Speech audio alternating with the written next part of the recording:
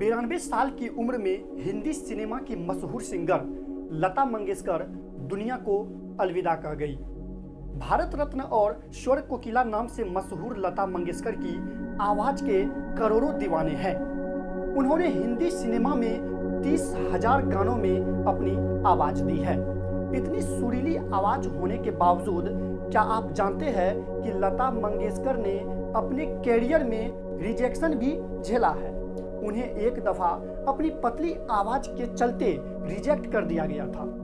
क्या था वो पूरा किस्सा, देखिए हमारे साथ इस रिपोर्ट में। भारत रत्न से सम्मानित स्वर कोकिला लता मंगेशकर की गिनती अनमोल गायिकाओं में होती है।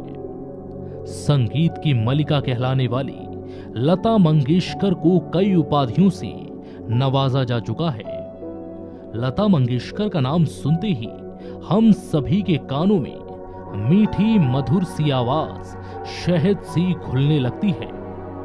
लता मंगेशकर 30,000 से ज्यादा गाने गा चुकी हैं।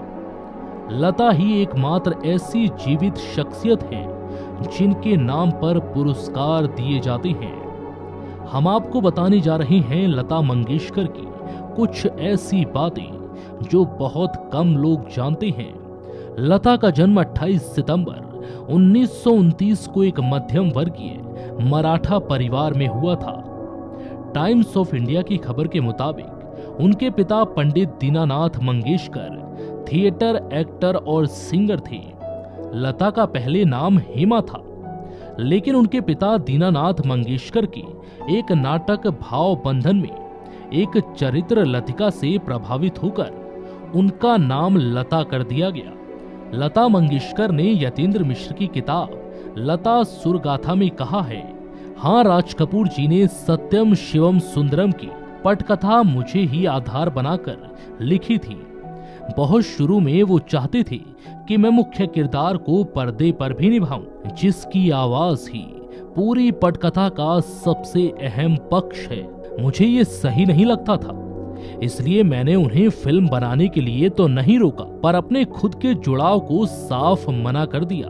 बहुत बाद में 80 के दशक में फिर उन्होंने दोबारा से जब इसे बनाने की सोची तो जीनत अमान से ये रोल करवाया।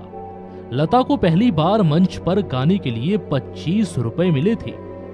इसे वो अपनी पहली कमाई मानती हैं। लता ने पहली बार 1942 में मराठी फिल्म किती हसाल के लिए गाना गाया था। लता के भाई हृदयनाथ मंगेशकर और बहनें उषा मंगेशकर, मीना मंगेशकर और आशा भोसले सभी ने संगीत को ही अपना करियर चुना। दिलीप कुमार लता मंगेशकर को अपनी छोटी बहन मानते हैं। लता भी बताती हैं कि बॉलीवुड में वो जिसे सबसे करीबी मानती हैं वो दिलीप कुमार ही हैं।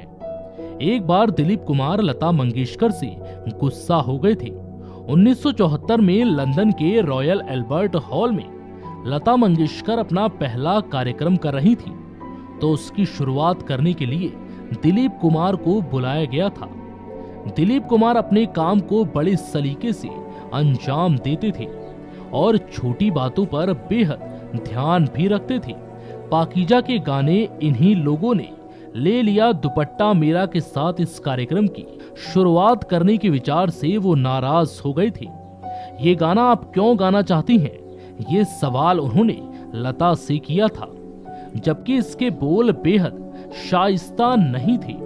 इस पर लता ने दिलीप कुमार को समझाने की कोशिश भी की कि ये गाना बेहद लोकप्रिय है और लोग सुनना चाहेंगे, लेकिन दिलीप लता की इस बात से सहमत नहीं हुए और गुस्सा हो गए। तो ये थे लता से जुड़े कुछ ऐसे किस्से जो उनकी जिंदगी के संघर्ष और उससे जुड़ी कुछ यादों को ताजा करते हैं। फिलहाल इस खबर में इतना ही।